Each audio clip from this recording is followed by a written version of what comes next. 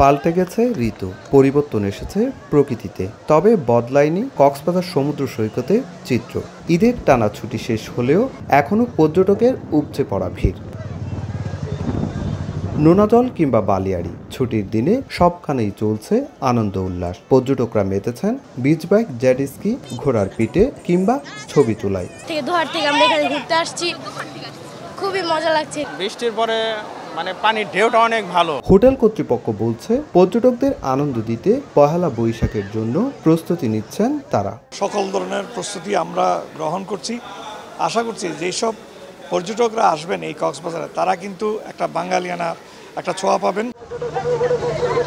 তবে ঋতু পরিবর্তনে সাগর এখন উত্তাল, তাই ভ্রমণ পিপাসুদের সতর্ক করতে চলছে মাইকিং।